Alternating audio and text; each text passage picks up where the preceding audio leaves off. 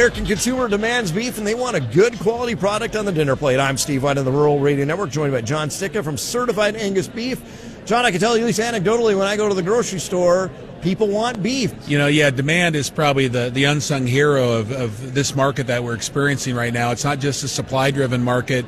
It's a demand-driven market, that's working in concert with tighter supplies. Consumers, just haven't seemed to getting enough of our product. And, probably the most popular question I've had every year for the last 10 years is, when is the consumer going to push back and say, I'm not paying anymore for this product, as prices have continually gone up. And this last year, we probably pushed on trying to find that a little bit, but I would contend that we didn't find that line even this year. And I think it's because they love the taste of our products in the marketplace, the taste of Certified Angus beef. We just continue to see consumers respond favorable to the product that we put out there.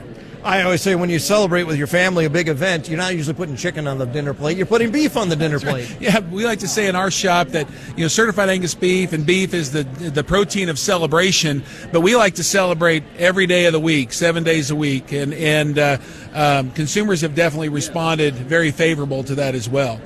Now let's talk specifically Certified Angus beef to continue to see some growth in that realm. Yeah, even in this environment of record high prices, we had our third best year ever here this last year, hitting 1.235 billion pounds in sales, both here domestically and internationally. We've seen tremendous amount of growth in our prime sales. Certified Angus beef prime set an all-time record, growing by almost 10%. And a big driver of that, Steve, has been the fact that more and more cattle continue to hit Certified Angus beef in higher quality grades. I was just going to say that, lost sometimes in the discussion about the herd size being as small as it is, but the carcass has gotten bigger. Not only has it gotten bigger, it's grading better than it ever has. Yeah, that's really, I heard it said, the guys at CattleFacts have said, we're not necessarily short of beef, we're short of cattle. And that's really been true here as of late. While we have fewer cattle, record levels of them are grading Certified Angus beef and Certified Angus beef prime. And also, to your point, these cattle are bigger than they've ever been. And that's a double-edged sword, but in periods of tight supplies, there's definitely been enough tonnage on the market to allow us to continue to meet demands of our retail and food service partners, getting that product to the consumer. Imitation must be the sincerest form of flattery, because I see others trying to do certified programs that must speak that you guys are doing something well. Well, that's well put, and we focus on keeping our head down and focus on driving Certified Angus beef demand. And at the end of the day, there's enough business out there for all of us, and everybody's pretty much beginning to pull the same direction on trying to deliver quality to the market. We've been fortunate that we've been doing this for 47 years now, and enjoy a strong position in the marketplace on behalf of registered Angus breeders across the country. And we're just going to continue to sell more and more Certified Angus beef as long as producers continue to deliver it, and the economic signals continue to reward them for doing so. John, as we start to wrap things up, and I'm based in Nebraska, and Certified Angus certainly has connections to the Cornhusker State. Oh, we definitely do, whether it be the number of Angus producers that we have in the state of Nebraska, and cattle feeders focused on targeting a high-quality product. Without a doubt, between that and the packing plants that we depend on, they call Nebraska the beef state for a reason. Making genetic progress, improving your herd. The American Angus Association joins us, Casey Jenst. Casey, we talk about it, but our producers just continue to get better, and our genetics programs just continue to improve. Yeah, we've done a great job. Our members have done a great job really leading the industry from a genetic progress standpoint, and they continue to deliver what our commercial producers are asking them to do.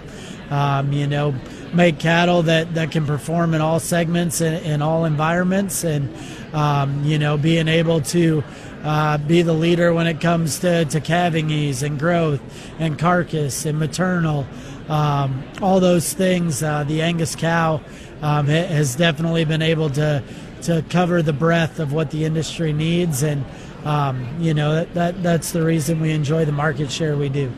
It doesn't happen by accident. There's a lot of thought and intentionality that goes into improving those genetics. Correct. Yeah. Our members have done a great job, and we've been able to produce tools that our members have been able to use and really drive that genetic progress. Whatever those goals are of their operation, We have the tools and the ability, especially with the diversity that we have in the Angus breed, right?